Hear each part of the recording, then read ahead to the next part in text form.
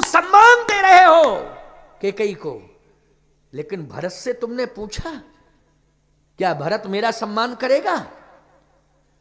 भगवान राम ने कहा क्यों नहीं करेगा भरत सम्मान, क्यों नहीं करेगा भरत सम्मान, भरत को सम्मान करना पड़ेगा। कहा सुनो राम, दबाव दिला करके सम्मान कराना ये उचित नहीं होता है। क्यों भाई उचित नहीं होता है? जैसे कोई प्रणाम नहीं करना चाहता, अब गर्दन पकड़ के लिया, प्रणाम क्यों नहीं करता, कर प्रणाम। अच्छा एक बात बताओ भैया, क्या ऐसा प्रणाम उचित है? बोलो जल्दी। हमारी समझ में तो उचित नहीं है ऐसा प्रणाम कि दबाव देकर के आप गर्दन पकड़ के ला रहे हैं। कर सम्मान पर प्रणाम कर, प्रणाम कर, प्रणाम कर। एक बार क्या हुआ है, एक बाप अपने बेटे से कहता गुरुजी आए, जगत गुरुजी आए, इधर आ इधर आ इधर, प्रणाम कर प्रणाम। आ वही ना, अरे हमने कहा तुम हल्ला मत करो, फालतू की बात कर रहे हो।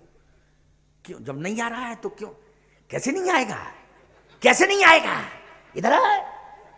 अरे हमने कहा तुम फालतू की बात कर रहे हो, तुम हल्दी घाटी बना रहे हो अपने घर को, मत आने दो। कह नहीं गुरुजी, और गया उसकी गर्दन पकड़ी, मेरे सामने की बात है, गर्दन पकड़ के घसीटता हुआ लाया, कर प्रणाम, और ऐसा मेरे चरणों में डाल दिया। उसने प्रणाम नहीं कहा, गर्दन तो उसकी धर गई, लेकिन मुंह से नहीं निकला प्रणाम। बोले प्रणाम कर, प्रणाम कर। अब वो प्रणाम न करे। हमने कहा एक मिनट रुको, क्यों बेटा, इतना बाप दबाव दे रहा है और तू प्रणाम नहीं कर रहा है, हमारी तेरी कोई दुश्मनी है क्या? तू बता दे, आज हम सुधार करेंगे, अपने में ऐसी बात नहीं है, सुधार कर लेंगे, क्या दिक्कत की बात है? क्यों भाई, भाई आप हमारी कोई गलती है तो हमें सुधार करना चाहिए कि नहीं? बता तो दे, तू पहली बार मिल रहा है और इतना तू नाराज कि गर्दन पकड़ के बाप झुका रहा, तू प्रणाम नहीं कह रहा। तो धीरे से बोला प्रणाम मानी होता क्या है, वो जानता ही नहीं था कि प्रणाम क्या। हमने कहा एक बात बताओ बेटा, पढ़ते हो? बोले हाँ पढ़ता हूं। हमने कहा कहाँ पढ़ते हो? बोले महाराज जी हम अपने नगर में पढ़ते हैं, शहर में।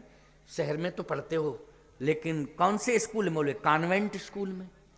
हमने कहा एक बात बताओ, कॉन्वेंट स्कूल में क्या बताया जाता है, क्या बताया जाता है? बोले पहली बात तो यह है कि उसमें सिर नहीं झुकाया जाता है, यह बताया जाता है कि सिर नहीं झुकाना है, फिर हाथ हिलाना है। क्यों भाई, यही बताया जाता है कि नहीं? सही बताओ, सिर नहीं झुकाना है, फिर प्रणाम में क्या करना है? हाथ हिलाना है। तो हमने कहा कैसे? बोले हिला तो रहे हैं। तो हमने कहा इसका मतलब क्या है कि हम आपको नहीं मानते। क्यों भाई, भाई ऐसे ऐसे करने का मतलब क्या हुआ है? अच्छा और क्या करना पड़ता है? हमने कि मुंह से कुछ बोलते हो, केवल हाथ ही हिलाना? बोले मुंह से भी कहा जाता, वाह वाह। अरे हमने कहा तब तो निपट गई पंचायत। हमने कहा फिर तो बहुत बढ़िया संस्कार तुमको दिए कॉन्वेंट स्कूल में। अरे धिक्कार है, लानत है तुम्हारी जिंदगी को। अंग्रेजी सीखना अच्छी बात है, हर भाषा पर अधिकार पाना अच्छी बात है, लेकिन हमारी राष्ट्रभाषा, हमारी देव भाषा, इसके प्रति समर्पण करना हमारा विशेष अधिकार है कि हम अपनी देव भाषा, राष्ट्रभाषा, मातृभाषा में समर्पण करें। शिक्षा हमें नॉलेज हर भाषा का होना चाहिए।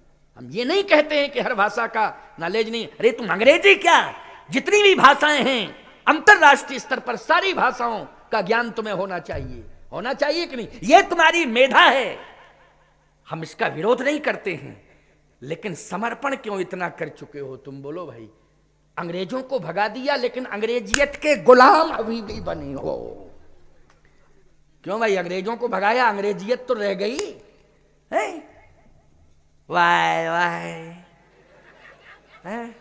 क्या बात है? उससे कहा, हाथ जोड़ के कहो हे संत भगवान, तो कहता सेंट। अरे हमने कहा चुप करो, दिमाग खराब मत करो, सेंट कह रहा है। संत ही नहीं बोल सकते हैं साहब, बड़ी विडंबना है, हम क्या बतावें आपको। लेकिन मैं कहता हूं बच्चों, भारतीय नौजवानों, बहन बेटियों, मैं आवाहन कर रहा हूं इस मंच से, यदि रामायण रोज 2-4 दोहा पढ़ना सीख जाओ तो भाषा के प्रति समर्पण अवश्य हो जाएगा। ये मेरा आत्मविश्वास बोल रहा है। रामायण के 2-4 दोहे रोज पढ़ो अपने आप, भले ही कॉन्वेंट स्कूल में पढ़ो, किसी स्कूल में पढ़ो, हमें इससे कोई परेशानी नहीं है, लेकिन रामायण के 2-4 दोहा पढ़ने में कौन सी दिक्कत है? एक बात बताओ, अखबार आता है तो ऐसे पढ़ते हो, ऐसे पढ़ते हो उसको, ओह जैसे तुम ही देश के प्रधानमंत्री हो। क्यों भाई? ऐसे पढ़ते हो,